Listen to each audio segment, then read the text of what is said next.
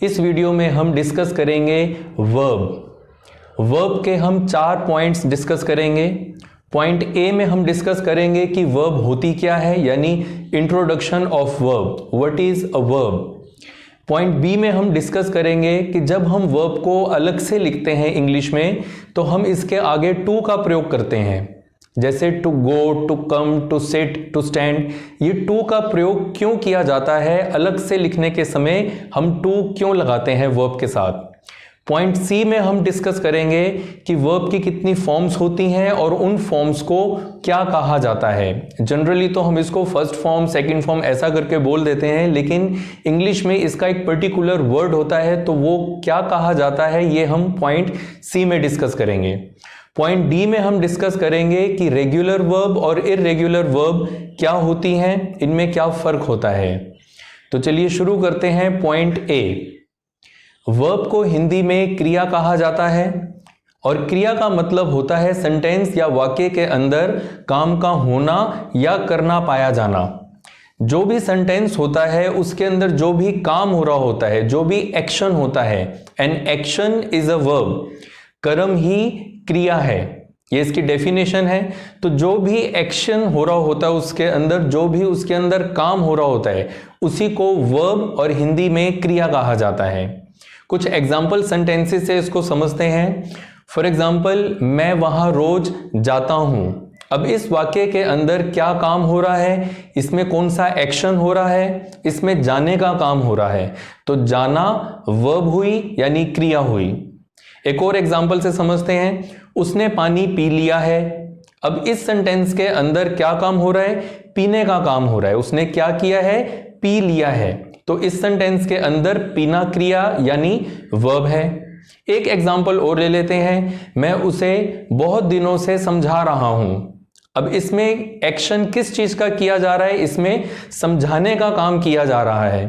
तो ये समझाना शब्द जो है इसके अंदर वर्ब यानी क्रिया है। तो वर्ब का मतलब हमने क्या समझा, वाक्य के अंदर, सेंटेंस के अंदर काम का होना या करना पाया जाना क्रिया यानी वर्ब कहलाता है। अब हम डिस्कस करेंगे पॉइंट नंबर 2 कि जब वर्ब को सेपरेटली लिखा जाता है तो उसके साथ टू का प्रयोग क्यों किया जाता है। अब इसको समझने के लिए ये उदाहरण समझिए। जैसे मान लीजिए हमने एक कपड़ा खरीदा, सफेद कपड़ा है, सिला हुआ नहीं है। अब हम उसको ना कमीज कह सकते हैं, ना हम उसे पैंट्स कह सकते हैं, ना हम उसे टी शर्ट का नाम दे सकते हैं, क्योंकि अभी उसने कोई शेप नहीं ली, अभी उसको हमने सिलवाया नहीं है, तो अभी हम उसको कपड़ा ही बोलेंगे। एक जनरल वर्ड, एक सामान्यकरण कर दिया उसका, ना टी शर्ट, ना शर्ट, ना पैंट्स बोलकर हमने सिर्फ उसको कपड़ा कहा। जब हम उसको सिलवा लेंगे तो फिर हम उसको एक नाम दे देंगे, चाहे टी शर्ट या शर्ट या पैंट्स या फिर कुछ और। इसी तरह से जब हम वर्ब को अलग से लिखते हैं, यानी जब हम उसको सेपरेट करते हैं, अभी हमने उसको किसी टेंस या किसी रूल के अंदर उसको बंधित नहीं किया, अभी हमने उसको अलग से उस कपड़े की तरह रखा हुआ है, तो हम उसका सामान्यकरण कर देते हैं, यानी उसको जनरलाइज कर देते हैं। हिंदी में जनरलाइज करने के लिए हम ना और आ की मात्रा का प्रयोग करते हैं, जैसे आना, जाना, खाना, पीना, सोना, जागना। तो क्रिया को हिंदी में जब अलग से लिखा जाता है तो उसके अंत में ना और आ की मात्रा आती है। इसी तरह से इंग्लिश में जब हम वर्ब को सेपरेटली लिखते हैं तो उसको जनरलाइज यानी उसका सामान्यकरण करने के लिए हम टू का प्रयोग करते हैं। To go, to come, to sit, to stand, to beat, to teach. तो जिस तरह से हिंदी में ना आता है, यही सेम सेंस इंग्लिश में टू लगाकर बनती है। तो इसलिए जब भी हम वर्ब को अलग से लिखते हैं हम उसको जनरलाइज कर देते हैं, इसलिए हम हिंदी में ना और इंग्लिश में टू का प्रयोग करते हैं। अब जब हमने उस कपड़े को सिलवा लिया तो हम उसको नाम दे सकते हैं कि ये शर्ट है, ये टी शर्ट है, ये पैंट्स है या पाजामाज है, कुछ भी है। इसी तरह से जब हम वर्ब को किसी टेंस या किसी रूल में बंधित करेंगे, फिर हम उसको एक पर्टिकुलर नाम देते हैं, उस रूल के हिसाब से हम उसको मॉडिफाई करते हैं, फिर उसकी पहचान उस टेंस के नाम से होती है, फिर हम उसको जनरलाइज नहीं करते, तो फिर उस केस के अंदर टू नहीं लगता, फिर जैसा भी रूल होता है उसी के हिसाब से हम उस वर्ब को मॉडिफाई करते हैं। तो आई होप कि आपको समझ में आ गया होगा कि जब हम वर्ब को सेपरेटली लिखते हैं तो हम उसे टू के साथ और हिंदी में ना करके क्यों लिखते हैं? क्योंकि हमने उसको जनरलाइज करना होता है, हमने उसका सामान्यकरण करना होता है। अब हम पॉइंट 3 डिस्कस करेंगे कि वर्ब की कितनी फॉर्म्स होती हैं और उन फॉर्म्स को क्या कहा जाता है। आमतौर पर वर्ब की 3 फॉर्म्स ही मानी जाती हैं, फर्स्ट फॉर्म, सेकंड फॉर्म और थर्ड फॉर्म। फॉर्म शब्द का मतलब होता है रूप। जैसे कोई भी चीज हम बोलते हैं ये उसी का ही रूप है, तो ये उसी की फॉर्म है। जैसे हम आमतौर पर बोलते हैं कि बच्चे भगवान का रूप होते हैं, तो हम इसे बोलेंगे बच्चे भगवान की फॉर्म होते हैं। तो रूप मतलब फॉर्म। तो वर्ब की 3 फॉर्म्स होती हैं, यानी इसके 3 रूप होते हैं। असल में इसके 5 रूप होते हैं, एग्जैक्टली इसकी 5 फॉर्म्स होती हैं। First form, second form, third form, fourth form and fifth form. लेकिन आमतौर पर किताबों में भी और टीचर्स भी आमतौर पर 3 फॉर्म्स ही डिस्कस करते हैं, फर्स्ट फॉर्म, सेकंड फॉर्म और थर्ड फॉर्म। तो फर्स्ट फॉर्म को बेस फॉर्म और रूट फॉर्म भी कहा जाता है। सेकंड फॉर्म को पास्ट सिंपल या पास्ट टेंस भी कहा जाता है, क्योंकि ये सिर्फ पास्ट में ही इस्तेमाल की जाती है, इसको प्रेजेंट या फ्यूचर में इस्तेमाल नहीं कर सकते हैं, किसी भी केस के अंदर नहीं कर सकते हैं। तो इसलिए सेकंड फॉर्म को पास्ट टेंस कहा जाता है और थर्ड फॉर्म को थर्ड फॉर्म या पास्ट पार्टिसिपल कहा जाता है। फोर्थ फॉर्म को कंटिन्यूअस फॉर्म कहा जाता है, क्योंकि ये कंटिन्यूअस शो करता है। इसके प्रोनाउंसिएशन जो होती है वो कॉन्टिन्यूस नहीं होती, इसे कंटिन्यूअस कहा जाता है। लोग इसे कॉन्टिन्यूस बोलते हैं पर वो गलत प्रोनाउंसिएशन है, सही प्रोनाउंसिएशन कंटिन्यूअस। और फोर्थ फॉर्म को थर्ड पर्सन सिंगुलर फॉर्म कहा जाता है। फॉर एन एग्जाम्पल, एक वर्ब है गो।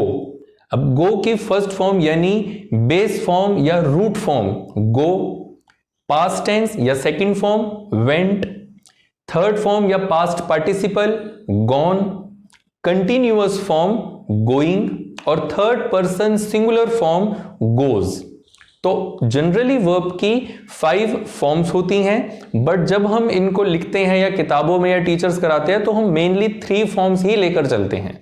अब नेक्स्ट पॉइंट हम डिस्कस करेंगे कि रेगुलर वर्ब्स और इररेगुलर वर्ब्स कौन सी होती हैं और इनमें क्या फर्क होता है।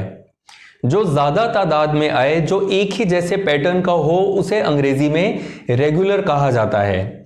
जैसे हम जनरली सुनते हैं कि टी शर्ट्स का साइज रेगुलर साइज भी होता है, पजामाज भी रेगुलर साइज के मिलते हैं। तो यहां पर रेगुलर का मतलब है कि वो मैक्सिमम लोगों को फिट हो सकते हैं। तो जो ज्यादा तादाद में हो, जो मेजॉरिटी में हो, उसे रेगुलर कहा जाता है। अब वर्ब्स में रेगुलर शब्द क्यों यूज किया जाता है, इसमें भी यही सेम केस है। मैक्सिमम वर्ब्स की सेकंड और थर्ड फॉर्म बनाने के समय उसमें ईडी ऐड किया जाता है। जैसे अब्यूज, अब्यूज्ड, अब्यूज्ड, तो सेकंड और थर्ड फॉर्म में ईडी का प्रयोग किया जाता है और मैक्सिमम वर्ब्स को इसी तरीके से इस्तेमाल किया जाता है, क्योंकि मैक्सिमम वर्ब्स में यही एक सेटल्ड पैटर्न यूज होता है ईडी ईडी लगा के, इसलिए इन्हें रेगुलर वर्ब्स कहा जाता है। तो आसान भाषा में अगर हम इसको समझे कि रेगुलर वर्ब्स कौन सी होती हैं, जिनकी सेकंड और थर्ड फॉर्म में ईडी का प्रयोग किया जाता है, वो रेगुलर वर्ब्स होती हैं और बाकी सभी इररेगुलर वर्ब्स होती हैं। इररेगुलर वर्ब्स 5 तरह की होती हैं।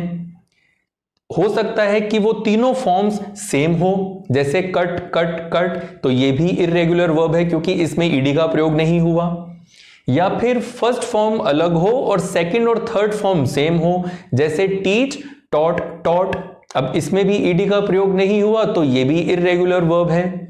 या फिर पहली 2 वर्ब की फॉर्म्स सेम हो और लास्ट वाली अलग हो, जैसे बीट, बीट, बीटन, इसमें भी ईडी का प्रयोग नहीं हुआ, ये भी इररेगुलर वर्ब है। या फिर तीनों फॉर्म्स अलग हो, जैसे गो, वेंट, गॉन, इसमें भी ईडी का प्रयोग नहीं हुआ, तो ये भी इररेगुलर वर्ब ही है। या फिर पहली फॉर्म और थर्ड फॉर्म सेम हो और बीच वाली अलग हो, जैसे कम, केम, कम, तो ये भी इररेगुलर वर्ब ही है क्योंकि इसमें भी ईडी का प्रयोग नहीं हुआ। तो इररेगुलर वर्ब 5 तरह की होती हैं। या फिर आसान भाषा में हम इसको ऐसे समझ सकते हैं कि जिसमें ईडी नहीं आया वो इररेगुलर वर्ब्स हैं, और जिस वर्ब की सेकंड और थर्ड फॉर्म बनाते समय ईडी का प्रयोग किया गया वो रेगुलर वर्ब है। रेगुलर वर्ब में जब लास्ट में ईडी लगाते हैं तो इसकी प्रोनाउंसिएशन हमेशा ड हो, ये जरूरी नहीं है। इसकी प्रोनाउंसिएशन ड भी होती है, ट भी होती है, और इड भी होती है। अब कहां पर ड होती है, कहां पर ट और कहां पर इड, इसके लिए YouTube चैनल पर ही मेरा वीडियो नंबर 13 जरूर देखिए, उसमें इसकी डिटेल्ड एक्सप्लेनेशन है। आई होप कि इस वीडियो को देखने के बाद आपको ये कॉन्सेप्ट क्लियर हुआ होगा कि वर्ब कितने टाइप्स की होती हैं, और जो हमने 4 पॉइंट्स वर्ब से रिलेटेड डिस्कस किए आपको वो भी बहुत अच्छे से क्लियर हुए होंगे और आपकी भाषा को बेहतर बनाने में आपको मदद मिलेगी। अगर आपको ये वीडियो पसंद आया तो कमेंट बॉक्स में ज़रूर बताइए। अपनी अंग्रेजी और पर्सनैलिटी को बहुत अच्छा बनाने के लिए मेरी वीडियो सभी सोशल मीडिया पर देखते रहिए। Thank you.